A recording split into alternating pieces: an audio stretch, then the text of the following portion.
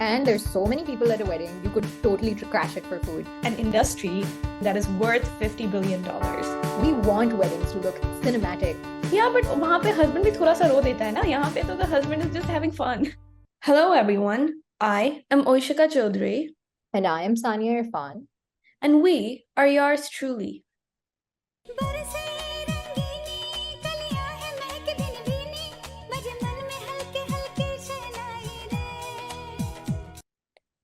Literally Sania's brain as she looks at the biryani at an Indian wedding. How'd you find out? This is true though. When I was really young, I once hovered around the food at a wedding after they lit the fire up from beneath, whatever it's called, so that I could be the first one to eat. Bro, do you also remember? Actually, I don't know if it was a thing for you guys, but back in India, we had some weddings where we also had these mini appetizers like kebabs and paneer tikkas that were served on like a fork or like a giant toothpick. And there'd be like waiters walking around with plates of the appetizers. And I'd be trying to make eye contact with them so that they'd look at me and come my way and I could eat them.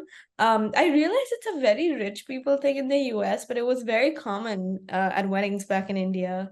I think that's a mostly rich people thing in Pakistan, but rich or poor, most people have so much food at weddings. It takes forever to finish the leftovers. Yeah, and I noticed that even in like smaller weddings or like people who are not that well off, they will still make sure that all their guests are not even well fed, like overfed, and that there's enough food for everyone. And there's so many people at a wedding, you could totally crash it for food. So that scene in Three Idiots where they just put on wedding clothes to go eat food, it's so realistic. ओए खाना खाने के लिए पैसे नहीं लगते uniform लगता है uniform There is a uniform at weddings, a certain level of extravagance. Like people spend a fortune on wedding dresses and jewelry, especially for women.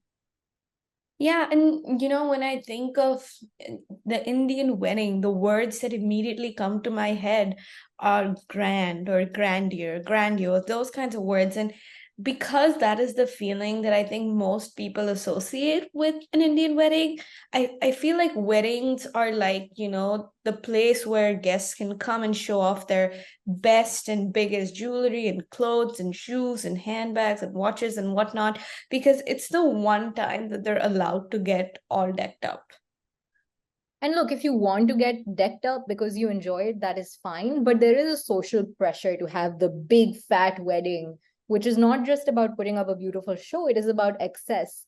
There are so many people who spend their life savings or need to borrow loans to fulfill the social pressure of ensuring that their children's weddings are grand. Yeah, and I was watching this video on YouTube. I think it was an interview with a designer, where he said that the Indian wedding industry, it's an industry that is worth $50 billion. Best business है करीना कटरीना की 3 फिल्में पिट जाए वो तो out पर recession हो या inflation शादियां तो होती रहेंगी ना लोग उन पे लाखों करोड़ों खर्चते रहेंगे ना And then you have this.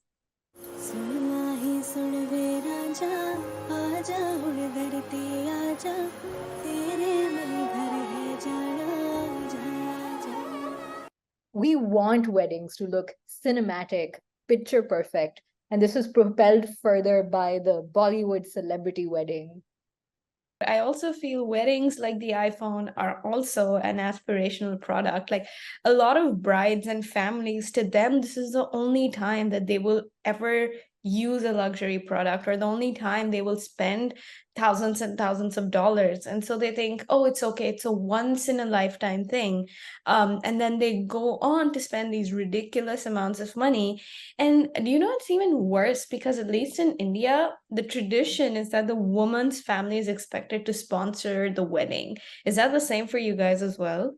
It is, but we also have the walima, which is a dinner that the man's family hosts. Regardless, there is an unfair burden on the women's family because of Jahe's dowry. I think increasingly we are having conversations about why this is bad, and why brides' families are forced to give gifts which are in effect used by the man and his family.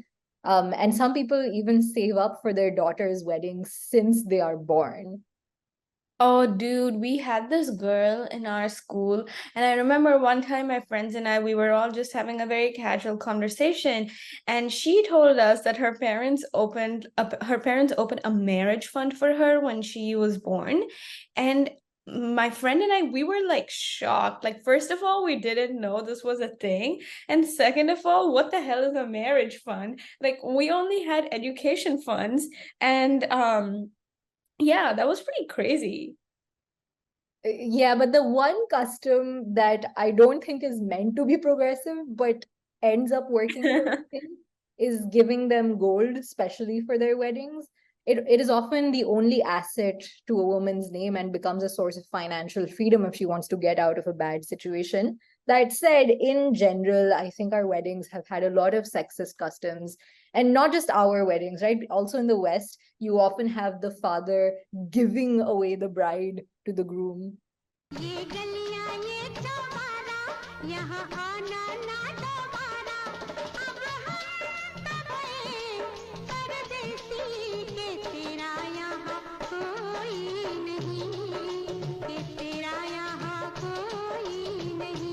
And then there is the rukhsati or vidai.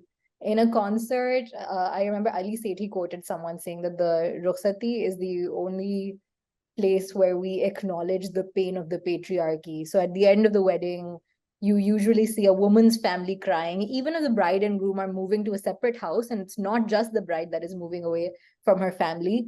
The tears are mostly on the bride's side because I think there is an acknowledgement that it's the woman's family that will have their ties severed. Yeah.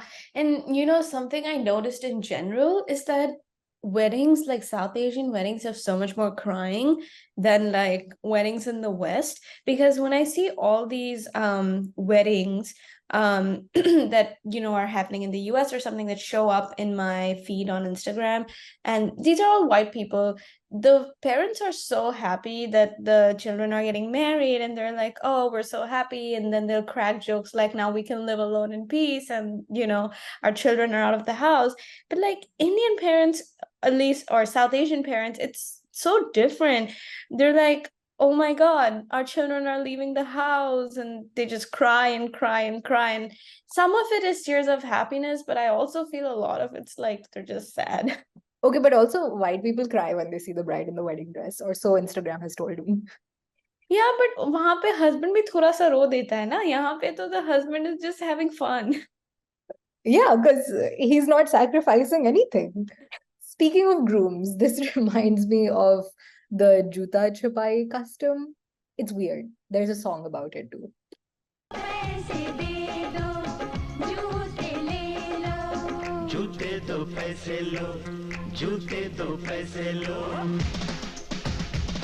So, what customs did you grow up seeing in weddings?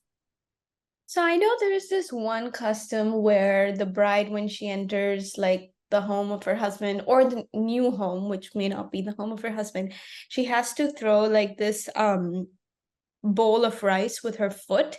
And it's something that comes from like Vedic scripts or something, and it's supposed to signify the prosperity the bride brings into the family. Like the rice is a symbol of prosperity. I know that's one. I know Bengalis have their own customs too, but to be honest, India is so vast. Like Dalit weddings have their own things, Tamil weddings have their own customs, Punjabi weddings have their own rituals, and actually, not just the rituals, even like the wedding outfits are slightly different for all of them. Same in Pakistan. There's definitely a variation across various ethnicities.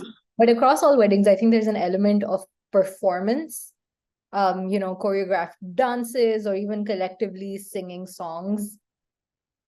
Yeah, actually, I don't think performances are a Bengali thing. I know they're associated with Hindu weddings a lot, but it's not a very Bengali thing. However, I do know that's changing, and more people are having like sangeets and stuff where there's a lot of dancing, just because it's fun.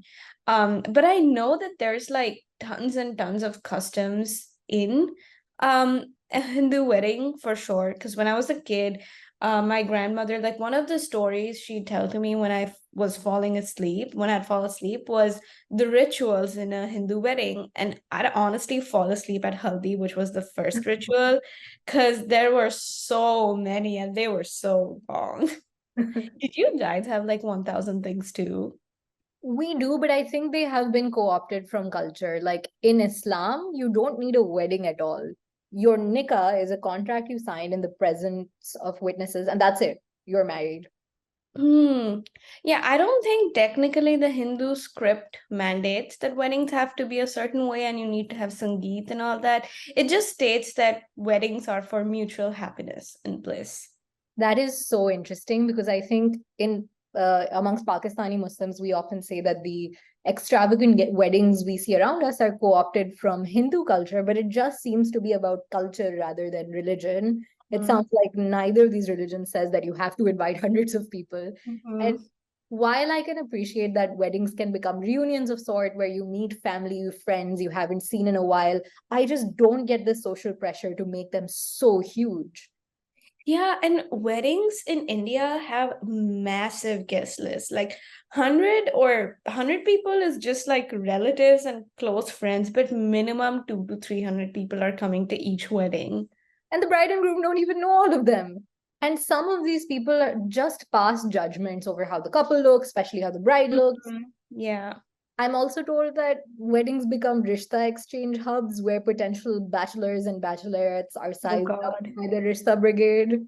Yeah, all that's true. I do think weddings can become a breeding place for toxicity, but I also think sometimes it's nice to be able to reconnect with friends you haven't seen in a while or meet family you did not know existed. See, it's like good networking opportunity too. What if you have like real family in super hi-fi places?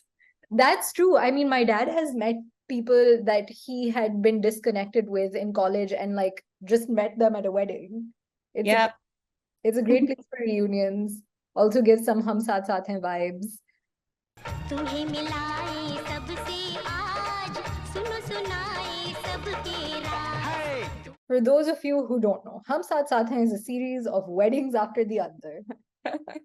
So much of our pop culture and movies in general, I think, center around weddings. So I do think we are a little too obsessed with weddings.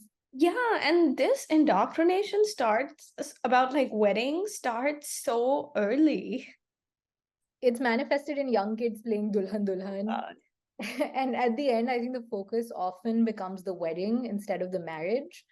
I think the biggest source of joy many of us have when it comes to weddings is about the pictures and the clothes, which is all fine, but less so about what should ideally be the biggest source of joy, that two people who like each other are becoming companions.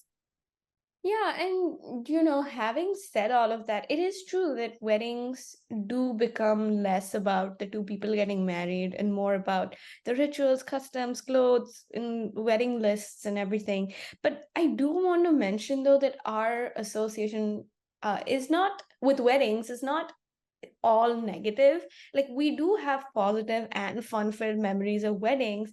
And you know, to the extent that you know you and I have these conversations, we're like, oh, we really want to go to a wedding because it's so fun. So it's not all negative. And the good thing is I feel like as we have grown older, we have learned to recognize the sexist traditions that are in our weddings, and we call it out, and a lot more people who are getting married are criticizing these sexist traditions and calling them out, and they're refusing to partake in these rituals. Exactly. If someone wants a wedding, they should be able to have one and pick and choose what traditions make sense for them. We, for example, have enjoyed some of the fun songs at weddings like this one. तेरे हाथों पे कैसी मेहंदी खिली है, रंगों से चाहतों की डोरी बंधी है, नाजों पर ली है मीठी गुड़ की डली है, चमकी चुनरी के नीचे दुल्हन चली है, भाग पिया जब डोरे डाले मन भागे तोड़ के ताले, पिया जब डोरे डाले मन तोड़े सब ताले, लड़ गईयां गईयां लड़ गईयां जब से अखियां लड़ गईयां, मिल गईयां गईयां मिल गईयां